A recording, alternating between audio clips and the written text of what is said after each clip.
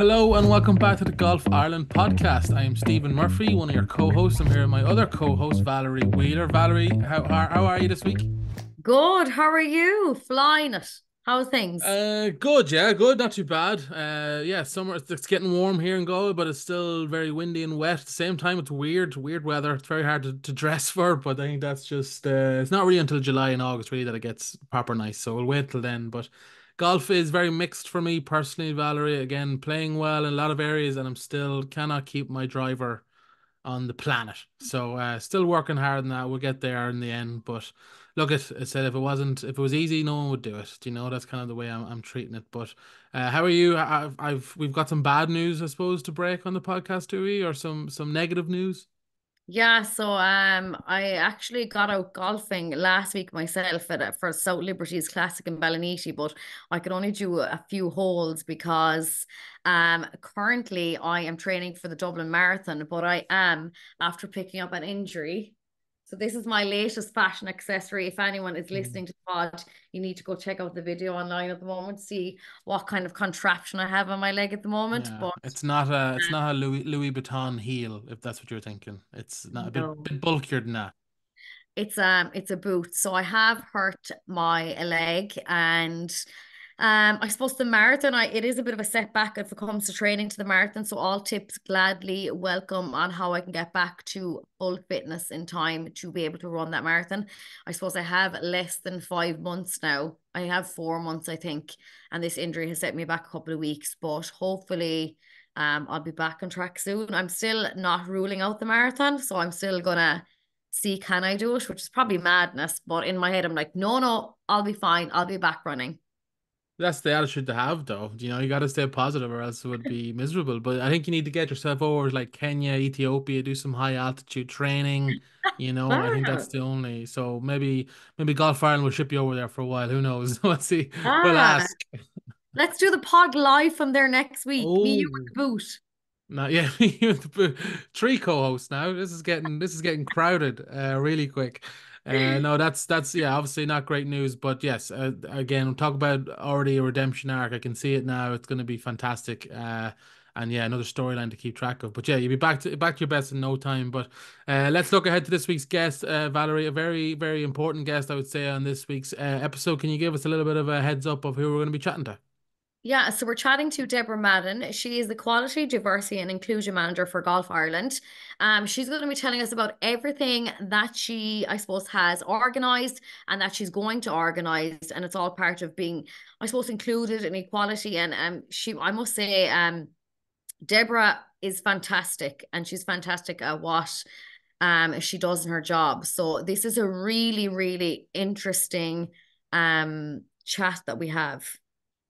Yeah, very educational, very important, and yeah, so Deborah's a fountain of knowledge, and you can see someone who really, really cares about what she does in her day-to-day life, and I think people will really enjoy it. So we'll throw over to that conversation now with Deborah. This week we have a special guest, Deborah Madden. She is the Equality, Diversity and Inclusion Manager with the Golf Ireland. Deborah, first of all, welcome to the pod. Thank you. Nice, good to be here. Deborah, can we talk about your title first, right? You have a fine long title, Equality, Diversity and Inclusion Manager, ED&I for short. But for anyone, I Mm. suppose, that doesn't know, what exactly is this role? Yeah, it's a good question. It is a long one. I don't think we've come on a shorter one yet, but it's equality, diversity, inclusion, and basically what that's looking at is looking at kind of inclusion and belonging in golf, more generally. So, I suppose what we're looking to do is number one to make golf more reflective of society, and number two that everybody should have the chance to play golf. Everyone, whether they want to or not, at whatever level they want to be at, and so that's irrespective of their background, their skin color, their sexual orientation, all of those age, and gender, all of those things. So it's basically about encouraging and opening up, I suppose, the world to golf, and how can we make it a sport that everyone can see themselves in. That's it in a very high level nutshell. I suppose what that looks like on the ground is looking at developing programs, looking at what Golf Ireland do and how we can do it through an inclusive lens in every way. Do you know what I mean? So it's something that's embedded within the organisation, and it is one of the priorities of Golf Ireland, like the values, like inclusion is there in the values, you know, progressiveness. So it is something that Golf Ireland are looking to kind of move into, that kind of inclusion area. So yeah, that's it in a nutshell. And talk to me, Deborah, about just how far this kind of, this mentality of inclusion has come in the last couple of years, because I'm sure the role itself didn't exist years ago. Now it exists. And talk to me about the last kind of couple of years and how far we've progressed with this. Yeah, for sure. And I suppose I'm only in the job nearly 6 months now, I think. So I'm shiny and brand new to Golf Ireland and the game. But I think, culturally, Ireland has come a very long way in a short space of time. Things like marriage equality, the Gender Recognition Act, the repeal referendum, all of these things. There's been a lot of social progression in the last 10 years in Ireland. And I suppose, Irish society has changed. It's a lot more diverse than it was 20 years ago. And I think, really progressive organizations like Golf Ireland are looking to see how they can work with that. How can we move with the times? And that's where this kind of role comes from. I think golf in particular, like Golf Ireland was formed 3 years ago, and that was a big revolution 3 or 4 years ago, I think. So there was a big piece of work in amalgamating the different kind of legacy organizations, and it's about consolidating that and going, okay, this is what our country is. This is what our population looks like. How can we best speak to everyone? How can we give everyone the chance to play golf? So I think in terms of history, where we've come from, there's a lot of new stuff has happened. One of the things that we've done this year is run our first period positive event. So that was at the Flowgas Irish Women's Amateur Open in Woodbrook. That was, I think, 2 weekends ago. So basically what that involved was having period products in all of the toilets, and there were disposal bags. So, again, I'm learning to play golf, but it can be quite a long walk from a loo. If you're caught out as a woman, if it's that time of the month, what do you do? So we worked with this company called Fab Little Bags, and they create kind of compostable, disposable, plastic-free, leak-proof disposal bags, which is the key, as the women who are listening will know, to dispose of your products. So that was the first rollout of that, and that's something that we're hoping to kind of put in the van going to events going forward. So that's one thing that's happened.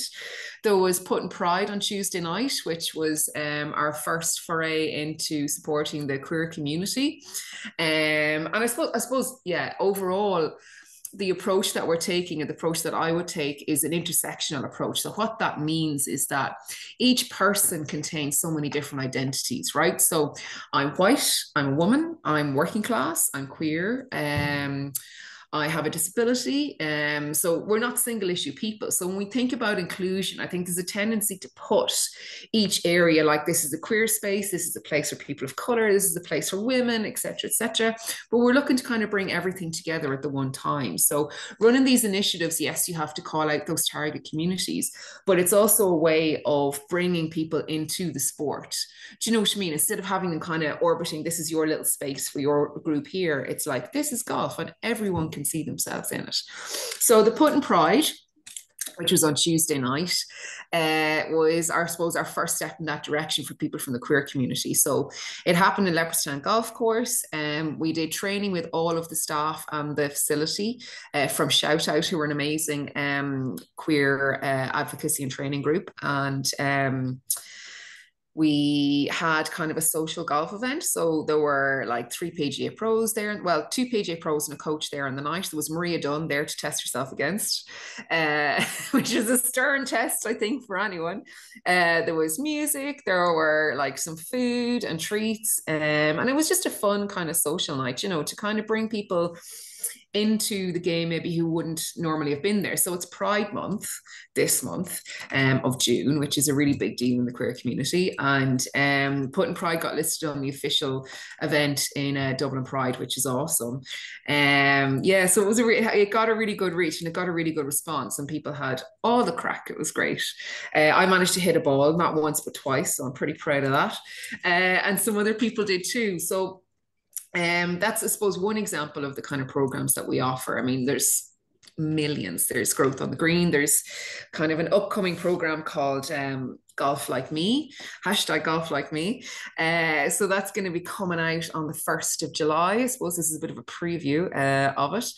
But we're looking at people who golf from people who are currently underrepresented in the golfing community and across socials to come and be an advocate for Golf Ireland. So what that means is that you get a month on our social media to talk about yourself, and this is how you fit golf into your world. You know, you put the kids to bed, you go into the driving range for an hour, or you do it after school, or whatever caring commitments you might have.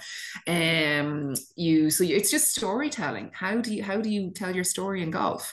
And that's what I think we need to see. I want to see stories of ordinary people. How do you make it work? What does golf look like? What does it mean to you in your life? So we're looking at kind of telling those stories with the advocates. And then because there's a bit of underrepresentation of certain groups in governance all the way up in golf at the minute, we're looking to form an advisory kind of council of the advocates. So whatever we're doing, we can run through. There's a representative from these communities that we can ask and say, look, does this make sense for your community? Does it not? If not, why? All of those things. So stop me, because I will keep wittering on. I do have a few questions. I'm like, Deborah, you do, honestly, these initiatives are so amazing. I'm like, let me get in and ask more about these initiatives. So I must say, first of all, as a woman, like the period one, let's just start with the period one. I know we're going back to where we will get to the point. Go for it. The period one, when I first came on the podcast, I think it was a topic that we spoke about that probably not a lot of people do speak about, is women playing in tournaments, women playing golf, and the bathroom situation alone without even having a period, and man can stop and go in the bush. Like, I know it's probably not allowed in the golf course, but they do. A woman can do that. But then to add a period on top of that, when they've probably the likes of cramps and they need to use pads and tampons and all these things. And for you to have that initiative is absolutely, I must say, outstanding, Deborah. Like, what was the reaction to that, like, for people that attended? I think it was really positive. We did it in a really subtle way. I think. So, I was tempted to kind of go with like posters, with tampons in the golf course, that kind of thing. So we went in, I suppose, a more, because you're right. I came from cycling. That's my sport. And there's huge talk, I think, and particularly more now around kind of periodization of training for menstruation, because, and every woman is different. I think golf is a different sport again, but, certainly from physiologically in cycling, it can affect, what kind of training you do, when you do it, your reaction to it, and every woman is different. So I suppose we're just trying to open it up as a conversation, because it is a huge issue. When I started in golf, I instantly thought of how far away is the loo? What if you're on your period? What if you're perimenopausal and you're flooding? And we also have these things called hygiene bags, and they're a slightly larger bags that you can put incontinence pads and sheets for men, because, the Golf Ireland membership, I think the average age is 55, and, incontinence can happen to any gender, What down the road I think would be nice to add would be putting period products in the bags in the men's bathroom. If you're a trans man, you may not feel comfortable going to the women's bathroom, So we're looking at a sport that can accommodate that, that kind of progression and understanding. I suppose it's initially about a vocabulary of support. So now that those products are in the van, we're going to put tubs out wherever that van goes. We're going to deploy it at each one, just because in HQ we have products in every bathroom. It's very period supportive in here, and we kind of want to be period supportive on the road as well, as much as possible. So Woodbrook, the organisers, were bang on with it. They were really up for it. I think people appreciated it. Yourself, if you're caught out, like, it's just not fun. So yeah, down the road, I have lots of plans on that one, but I can't really speak on them yet. But yeah, wouldn't it be great to have Golf Ireland branded tampons? I'm just going to leave that one out there. Oh, wouldn't that be class? I'm going to sign up for that subscription, Deborah, each month. Each month, get me a pack of those. No, it's amazing. And I must say it is absolutely fabulous. So I did want to touch on that before we chat more about the Putt Into Pride night that you did have, because would it be fair to say that, like, golf is probably seen as such a straight man sport? Yeah. Straight white middle class male sport, you know, and you look at the numbers, like 80% of Golf Ireland's membership is male, you know. So I mean there have been loads of really good, and you were asking earlier on, Stephen, about like how far we've come in the last few years. You know, the Women in Golf Charter has been a really good like really huge part of that. So that is, you probably already know about this, but it's a charter that clubs sign up to deliver on certain commitments on equality for women in certain areas. So they have to have a certain proportion of their committee has to be female, at least 30% female, 30% male, and 40% other. And then there is equal access to timesheets, so that women can play at any time. If they're a member of the golf course, you know, it's not like, oh, the lads have it at 12:30 on a Sunday. No, women have equal access at all times to the court. And that's a fundamental priority for Golf Ireland, you know, like female participation. Like only 2% of the membership are young girls, junior girls, which I think is really sad. So if you're a junior girl, you're the only one in your golf club, you know,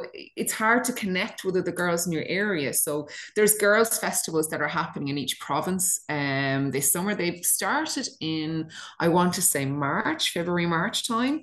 So that was about, and they're happening in each region. So again, that isolation factor, like it's, you know, yourself, Valerie and Stephen probably too, if you did gymnastics maybe, but you might be a minority male in that area, but you know, it's hard to be the only person who looks like you, talks like you, is like you in a space. And it's about community building. So that's part of what Putt In Pride, the girls' festivals, and the Women in Golf Charter, it's having that critical mass of representation in that space that's really important. So yeah, the charter is... Just to clarify, I can't barely touch my toes, Deborah. Never mind Oh, Stephen, be a gymnast. But gonna get your no, stretch on. I know I need to get more limber. A question I have as well is, how important is it for, you know, you mentioned Woodbrook being on board for it. How important is the, you know, that first kind of club to get on board, the first people to adapt? How important is that? Because we've often seen before where other, you know, and no matter what part of the world or what ways of the world, the first people to do it, the early adopters are the bravest ones. And then when you see that, you see when one person does it, it's so much easier than for the next couple of people to get on board. Like, how important is that for, you know, making the unusual into the new norm? Like, how important is that? I think it's really important, and it takes a certain amount of bravery from an organizer and a club to do that. You know, I have to commend Woodbrook on that front. Like, I didn't encounter any you know, opposition to it. And I think with it being, it's such a simple thing, but it means so much, you know, just to have products in a bathroom. And it's such a simple thing to do. Like, we just have it in the van now. Wherever that fan goes, it's going to happen there, you know. I'm currently designing a poster, not my graphic design skills now, FYI, I haven't inflict that on anyone, but you know, just for a vocabulary. I think a lot of it, when you have a sport that's been dominated, as you were saying, Valerie, by maybe one particular demographic for a long time, it often lacks vocabulary, it lacks the words, it lacks the you know, how to speak about these things. And sometimes it's easy just to have them there. They're in the bathroom. You can spark. It's not a big issue, you know, because periods really are something half the population deal with at some point in their lives. So it shouldn't be like, you know, and you know, it's this kind of hidden. Oh, to go to the bathroom. Oh, you're sliding tampons down your, you know, so people don't see. There's all of this kind of stuff, you know, and it should be just as open as like going to, you know, it shouldn't be a hidden thing. So we're just trying, I suppose, to get it out there for it to be not an issue, not something that we have to, you know, tell the world about. It's something that is natural, it's normal, it's part of our business, it's part of women's life, and people who menstruate, it's part of people's life experiences, and just part of that intersectionality I was talking about earlier on with the game of golf. You know, it's kind of opening up that conversation in the golfing space, in the golfing world, in a way that isn't that, you know, you want to bring people with you as well. Yeah. You know, we all, you know, want all this stuff done yesterday, but like the, you know, allies are so important. That's where I kind of speak to the men on this. And that's, again, going back to Women in Golf Charter, you know, like there's a male and female charter champion in every club. There's a male and female charter champion in each region. And there's a male and female national charter champion. I think the male national charter champion position is yet to be filled. But to have those allies in that space so that the people that are already there understand what it's about, why it's important, you know, why we need to do this, I think that's essential. And it's the same with the period positivity. I think it's there, it's a normal part of life. It's not a big deal. It's not no deal, crucially. So yeah, that's the kind of approach to we're going with. And for the Putt In Pride, for you to have it in Pride Month, you know, you mentioned that it made the official Pride Month in the, you know, the schedule of what was on in Dublin for that month. It's a really important month for that community, Deborah, and it's so important for them to feel included, because unfortunately not often they do. Not often people do in that community, and they quite, I mean, struggle a bit with the whole idea of coming out in the first place. So to have something like this is maybe, you know, beneficial towards them to feel like they're part of everyone else. Because I know that for a few people, when they come out, until they go to their first Pride event, they're like, wow, you know, what was I worried about? Look at this amazing community we have. Exactly. And it's connecting with your community, isn't it? I mean, that's the kind of biggest part of it. And there's different phases to that. You know, I think queerness is often underrepresented in sport in a very particular way. I think there's a lot of queer women who are out in golf and out in sport in general, which is awesome. You know, we love sport. It's not an easy sell, but it's an easier sell in that space. I think where, you know, sports participation struggles in the queer community when it comes to the trans community and the you know, gay men, you know, because there's this historical, the bullying, the socialization of sport is often quite antithetical to sport, you know, to gayness in particular. So it, you know, was really important for me to create a space that was safe. So, you know, there's bigger plans, maybe I'll talk about them later on, but the plans kind of for education and training more generally for next year to roll out. But for the minute, everyone involved in that day had some training. So there was no tripping over pronouns. It was a really safe space. Everybody, and it, again, we're going back to that vocabulary piece. Everybody had that vocabulary, and not everyone has that vocabulary. And I don't think that's the fault of people. I think people just don't know. So that's what Pride is kind of about. Yeah, it's education. People just don't know, or they get confused, or they're afraid to get it wrong. Like, oh, I called them something, the wrong name or the wrong pronoun. And we all get, like, you know, I have lots of non-binary and trans friends, and, you know, we all get confused sometimes and trip up, and that's not a sin. It's just knowing or being confident in your language, I think, is important too, and how you can kind of include and exclude, you know, come from a position of inclusion first is really important. And I think that intent is very powerful. And why Pride is an important month is, you know, it was illegal to be gay in this country until 1992. You know, that's like 20 years ago, which is, you know, or 30 years ago. Jesus, I can't count. But it's so recent, you know, and I think that it's easy to be tokenistic about these things, but we, like Golf Ireland, is making a genuine commitment to this community. You know, there's a number of initiatives I'm hoping to roll out next year. One is Swing with Pride, and that's like a beginner program for members of the queer community. We set up with Johnny Dodd, who's amazing, and John Coffey, set up Ireland's first queer golf society. And they're two out gay men, which is really important. Like, we're talking about representation earlier on, particularly for women, particularly for gay men, you know. So you might already be in a golf club, but you can join Out to Golf Ireland, and they have, I think, 3 trips planned this year. The Gay Games are coming up in Valencia in 2026, so I'm going to send a team to that. So we need to start, you know. I was joking last night, or Putt In Pride was a trials night for the Gay Games in Spain in 2026, but no. So having that representation, providing that space for people in golf, and having somewhere for them to go afterwards, you know, like, so Leopardstown have done the training. So that's a safe facility for people to be. Out to Golf is there if people want to kind of continue on that journey. And we'll hopefully be holding more next year. And it's joining the dots, you know, in these areas, but making safe spaces. And then hopefully the training and education that comes from next year that we're designing at the minute, so more people can feel safe in more spaces and clubs around the country, you know. Yeah. This is my last contribution to this conversation is just one thing. It's not even a question.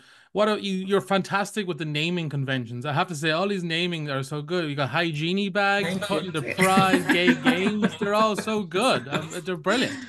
They're not all me, Stephen, but yeah, I'll take credit for the ones, yeah, for sure. Who doesn't love a catchy name? I know, you know? It helps. For sure. Yeah, no, I think I'm really excited to be here in Golf Ireland at this time. I think there's so much potential. I think the potential for golf as a game for inclusion is massive, right? It's essentially a bunch of your friends, different abilities can play together. You know, I like that's fun, and the handicapping system can, really take care of that whole genderized piece of, people with different abilities and stuff. There's a lot of work going on in the disability space as well. Oh, Valerie's gone. Oh, she's back, or they're back. Sorry. And so it really does provide a platform for everyone to be together and participate together in a way that I don't think other sports do. One of the things that we're doing in Golf Ireland as well is we're taking a pan disability approach to that disability space. So traditionally in sport, you have your physical disabilities over here, intellectual and sensory disabilities over here. So physical disabilities, we all know what that means. And intellectual impairments are people with, say, for example, like Down syndrome or low IQ, etc. And then you have sensory disabilities, which are people, say, with autistic people, and say blind, deaf, be sensory disabilities. So Golf Ireland is working with Virtus, which is this is probably so much information in the one spot, but it is an organization that classifies people with intellectual and sensory disability for sport. So previously the Special Olympics over here, and this is kind of more in so sensory, physical, and intellectual impairments all play together on the one team for Golf Ireland. So the European Championships are coming up in, I want to say, July. Ireland is fielding a team, one of the only countries to field a full team. And that's because we have male, female, intellectual, sensory, and intellectual impairments, physical disabilities all playing together. So that's a really big step that we took this year too, and again, goes back into that intersectional piece. Like, we're not having people stuck over here, over there in their own silos. So we're trying to bring everybody together into the one space. And the DIGA events are a really good platform for that. I was talking to Special Olympics, they didn't even know about it. It's like, oh, you can play the DIGA events. You can have any kind of disability. Everyone can play together. There's no barometer of how you can or can't get in. And then if you want to go down the performance pathway, there's the Virtus classification. There's all of that. So yeah, it's all going on. There's so much going on. I don't think I've even hit all of it, but growth in the green, that's another one. You are the perfect person for this equality, diversity, inclusion role. I've never met a person so suited to their job in my entire life. Like, you just ooze ideas. I'd say that brain of yours is just like constantly going for ideas. Deborah, it's been amazing. Like, honestly, these ideas are fantastic. And I think we have to get you in the pod again at some stage to tell us, I suppose, where we're at now and what you're at again, because there's so much for you to share. And I feel like you're just going to continue having these amazing initiatives and we want to hear about them. So honestly, thank you so much for coming on the pod this week. There's so much. I mean, where can we find out all this information? Is somewhere we can go to find out whatever you're planning? Whatever I'm planning. Well, yeah, I mean, it's in here and then it's out in the world. So it's on the Golf Ireland socials and website. So I think the Putt In Pride stuff is up there at the minute. So every new thing that comes along will be out on the Golf Ireland website and our socials. And if you want to email me, you can email inclusion@golfireland.ie. That's where all of your queries can come. We welcome them all. But yeah, thanks, Valerie. It's great to be here. And I will come back and with her anytime. Amazing. Thank you so much, Deborah. Thanks, Valerie. Thanks, Stephen. Now it is time for a news update. We'll start in the amateur world. The R&A Amateur Championships took place in Ballyliffin last weekend, with Max Kennedy, the best of the Irish, making it through to the last 32. Sean Keeling also qualified for the match play stage, bowing out in the round of 64. Some stern competition there, so well on the Max and Sean for making the match play. The R&A Women's Amateur Championship continues this week in Portmarnock. It is currently on with plenty of Irish players in the running in the match play format. So you can keep up to date with all the scoring on that in the social media, Golf Ireland social media. And the final is set to take place on Saturday, the 29th. So hopefully plenty of Irish involved late in the stages there. The 2024 European Amateur Championship also takes place this week with Max Kennedy, the best of the Irish after the first round. The Royal Dublin golfer carded an impressive opening round of 4 under par 68 to see him tied for second, just one shot behind the leader Preston Summerhays. You can keep an eye on the RNA website and across the Golf Ireland socials for the latest scoring in those events also. Over 100 women competed at Kenmare Golf Club in the Munster Senior Women's Over 50 competition, and it was Kenmare golfer Grania Crowley who came out on top with a score of 41 Stableford points there. So great to see over 100 women competing, and congratulations to Grania there coming out on top. The gross prize was won by Anne Moynihan of Killarney. Meanwhile, other Kenmare local Maura Crowley picked up the Best Over 60 award, while the Best Over 65 honour was won by Joan Scanlon of Newcastle West. So well done to all involved there. Gareth McGee and Fionn Dobbin defeated Jamie Sutherland and Michael Reid on the second playoff hole to win the Ulster Men's Scratch Foursomes Open Championship at Malone Golf Club. So well done there to Gareth and Fionn, and commiserations to Jamie and Michael. Great golf all round. We will switch now over to the professional news. Last week we had the KPMG Women's PGA Major Championship. Leon Maguire had a pretty good week, finishing tied 24th, and Stephanie Meadow unfortunately missed the cut. On the PGA Tour, Shane Lowry finished tied 9th and Seamus Power tied 20th at the Travellers Championship. Good week there for both Seamus and Shane. On the Ladies European Tour, the VP Bank Swiss Ladies Open kicks off on the 28th to tomorrow, and runs until the 30th. And Lauren Walsh is participating there, so best of luck to Lauren.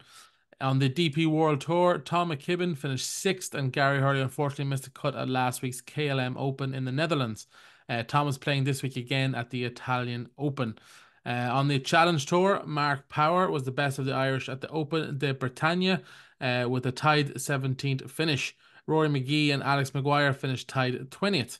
The Le Vedrel Challenge this week in France will see Conor Purcell, Gary Hurley, Dermot McElroy, Jonathan Caldwell, Rory McGee and Cormac Sharvin all in action there. So best of luck to all involved.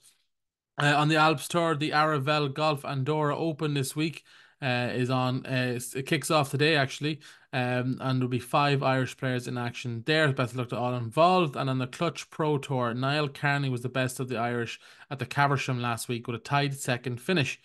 Great result there for Niall, and it's a week off this week for the Clutch Pro Tour. And then finally, the PGA Tour Americas, Enniscorthy's Paul Conroy made his professional debut at the Beachlands Victoria Open in Canada last week, finishing tied 68. He's in action again this week from the 27th to the 30th of June at the ATB Classic. So best of luck to Paul. That will wrap up all the news for this week's Golf Ireland podcast. We hope you enjoyed. We appreciate you listening, and we will see you all again next week for another episode. Until then, we will see you.